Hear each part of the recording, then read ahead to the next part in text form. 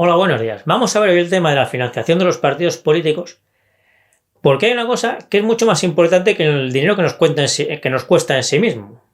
Cuando hablamos de economía, lo primero que hay que hacer es situarse con las grandes cifras. Así que os recuerdo las 4 cifras que os digo que tengáis siempre en mente para entenderlo todo mucho mejor. El presupuesto nacional son 500.000 millones de euros y esto incluye el Estado central, autonomías, ayuntamientos, diputaciones y todo. Las pensiones son casi se acercan a 160.000 millones de euros. El PIB de España es 1,3 billones de euros, se acerca a esa cifra. Y la deuda de España pues también se acerca a 1,3 billones de euros. Vale, pues vamos a ver ahora las subvenciones que reciben todos los partidos políticos al año. El cuadro más claro que he encontrado es este de la SOCEX, que va de los años 2009 a 2015. No son las cifras más actualizadas, pero nos sirven muy bien para lo que vamos a ver, porque las de 2016 a 2019 o 2020 son muy parecidas. Veis que el total de dinero público que reciben los partidos políticos al año está alrededor de 200 o 300 millones de euros al año. Si no tuviésemos referencias, pues no sabríamos si esto es mucho o es poco.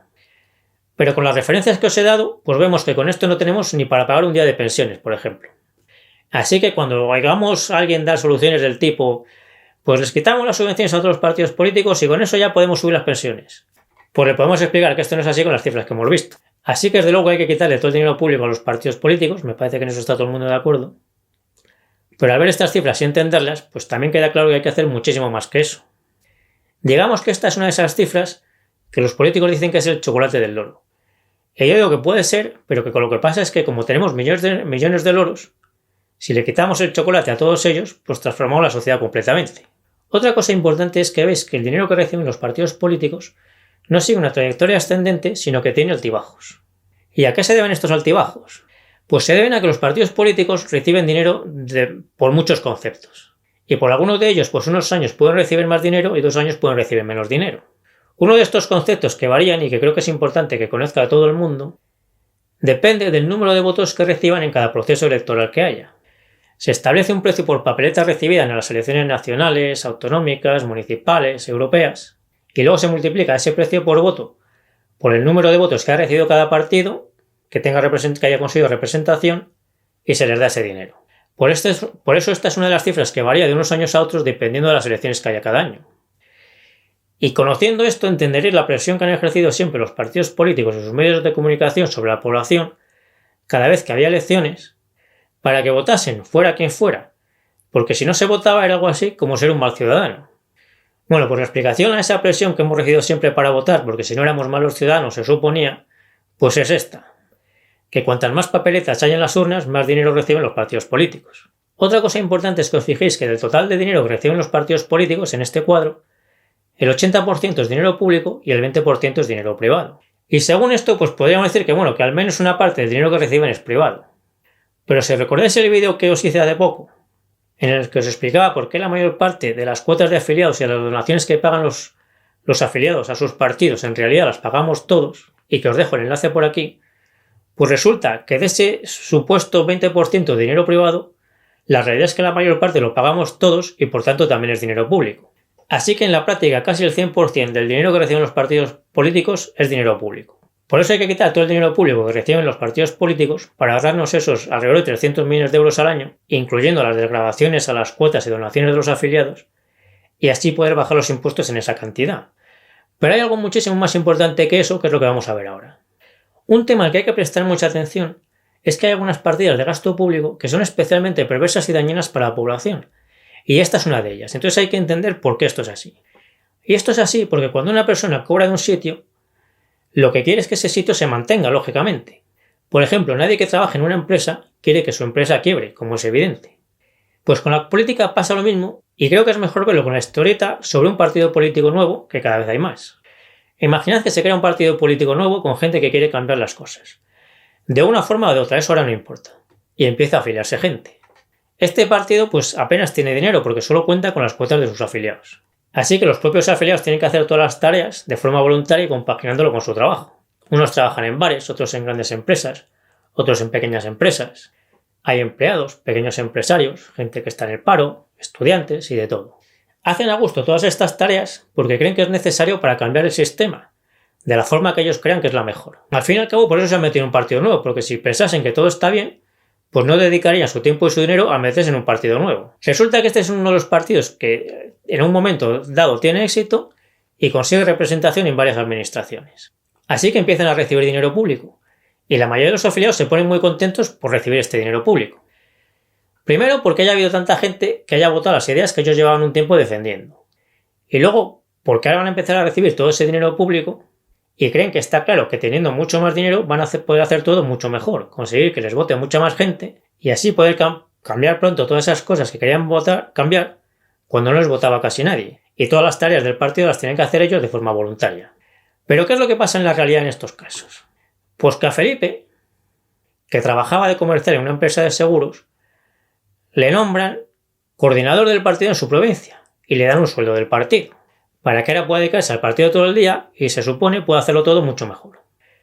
María, que trabajaba en el departamento de marketing de una multinacional, pasa a ser una de las asesoras del grupo parlamentario en el Congreso con sueldo de asesora pago con dinero público. Luis, que trabajaba de informático en una empresa de alimentación, también lo deja, porque ahora le dan un sueldo con dinero público para que se encargue de las relaciones con los concejales que han salido elegidos en los distintos pueblos en los que han conseguido representación. Y así todos los cargos internos del partido, asesores y demás, dejan sus trabajos de los que ganaban un sueldo de dinero privado y pasan ahora a ganar un sueldo que se paga con dinero público. Se supone que así ahora van a tener mucho más tiempo para cambiar las cosas que querían cambiar desde el principio. Pero, ¿ahora lo van a hacer de verdad? ¿Creéis que van a cambiar el sistema precisamente ahora que empiezan a vivir de él? Pues lo que ha pasado hasta ahora es que cuando las personas empiezan a vivir del sistema, se integran en él y ya dejan de querer cambiarlo. Por eso es tan perverso que los partidos políticos vivan del dinero público. Quizás estéis pensando que alguien tiene que vivir del sistema, porque claro, los diputados no pueden vivir del aire y eso es verdad. Pero para que las cosas funcionen bien, tiene que vivir del sistema el menor número de personas posible. Por eso, en mi opinión, solo deben cobrar del sistema los cargos electos. Y las estructuras de los partidos deben cobrar de los afiliados, porque así seguirán defendiendo a los afiliados en vez de pasar a defender el sistema. Es decir, si Felipe, María y Luis pasan a cobrar de dinero público, querrán seguir cobrando ese dinero público. Y se les quitarán las ganas de cambiar todas aquellas cosas que querían cambiar ellos y todos los demás afiliados y votantes de su partido. Pero si Felipe, María y Luis pasan a cobrar sus sueldos de los afiliados de su partido, entonces seguirán defendiendo las ideas originales de sus afiliados, incluso enfrentándose a sus compañeros de partido que han salido elegidos diputados, concejales o lo que sea. Porque si no lo hacen así, pues los afiliados de su partido despedirán a Felipe, María y Luis y les cambiarán por otros. Esta es la diferencia enorme, abismal, como lo queráis llamar, entre cobrar del sistema o cobrar de la gente que quiere cambiar del sistema. Como veis, son dos situaciones tan distintas como la noche y el día. Y por eso es tan perverso que el sistema esté diseñado de forma que la gente que quiere cambiar el sistema pase a vivir de él. Y eso hay que cambiarlo completamente. Fijaros que cuando hemos visto las cifras, hemos llegado a la conclusión de que el dinero que cobran los partidos políticos realmente es relativamente pequeña comparadas con las cifras de toda España. Y fijaros también que mucho del dinero que vemos que se gastan los partidos políticos, pues es bastante prescindible, como lo que se gastan en grandes escenarios, grandes representaciones, viajes y más viajes y cosas parecidas a estas. Gran parte de sus estructuras, pues también parece que son bastante prescindibles, porque da la sensación de que están sobredimensionadas por todo el dinero público que reciben. Añadidle a esto todos los gastos que nosotros no vemos a simple vista, pero que parecen muy turbios y que de vez en cuando nos los cuentan la policía y la Guardia Civil. Y la conclusión de todo esto para mí es que si los partidos se gestionasen de forma honrada y lógica, necesitarían un porcentaje mínimo de esos 300 millones de euros anuales que se gastan ahora. Así que la cantidad realmente necesaria para que existan los partidos políticos y tengamos una democracia que funcione correctamente, pues realmente es que es muy pequeña y pueden aportarla con facilidad a los afiliados de los propios partidos políticos. Pensad que la separación de poderes es imprescindible para aquella democracia. El nivel más importante de la separación de poderes pues es votar de forma separada por un lado al presidente del gobierno, por otro los diputados, por otro la cúpula de los jueces y por otro la cúpula de los fiscales, que esto ya lo explicaré en otro vídeo. Pero hay más niveles por debajo de este primer nivel y este que os estoy comentando en este vídeo es uno de ellos.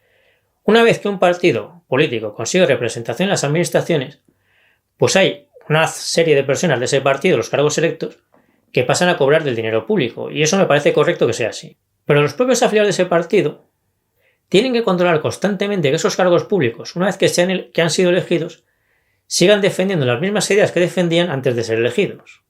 Y esto es algo que la mayoría de la gente lo da por supuesto como algo lógico y normal, pero el problema es que no suele ser así.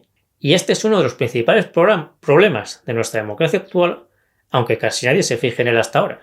Por eso los afiliados de los partidos políticos tienen que tener un mecanismo para controlar que los cargos elegidos de su partido siguen defendiendo lo que se supone que tienen que defender. Y ese mecanismo tiene que basarse en que su partido no reciba nada de dinero público y que todos los asesores y demás cargos internos del partido cobren de sus afiliados y no del dinero público. Pensad que la mayor parte de los afiliados y votantes de un partido no son expertos en los detalles técnicos de las propuestas que hace su partido.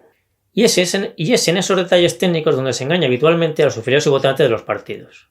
O sea, los cargos públicos siguen diciendo con palabrería hueca que siguen queriendo hacer lo que decían que iban a hacer, pero por detrás están engañando a sus afiliados y votantes con estos detalles técnicos.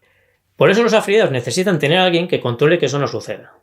Y eso solo lo van a conseguir en partidos que no reciban ni un solo céntimo de dinero público por ningún concepto en absoluto. Por eso la cantidad de dinero público que reciben los partidos políticos podemos decir que es relativamente pequeña, pero también que es una de las cosas más perversas del sistema actual. Y aunque todo esto que os he contado hoy es algo muy poco conocido ahora mismo y que pasa muy desapercibido, creo que es uno de los principales problemas de nuestro sistema actual y del que se derivan pues prácticamente todos los demás problemas que tenemos. Por eso creo que para que un partido sea serio de verdad, es necesario que renuncie a cobrar cualquier cantidad del dinero del presupuesto nacional. Y si no es así, pues tened claro que vais a votar a partidos que defiendan al sistema, pero no a vosotros. Yo me despido ya hasta el próximo vídeo, nos seguimos viendo en el foro de invertirenbolsa.info, en Facebook y en Instagram.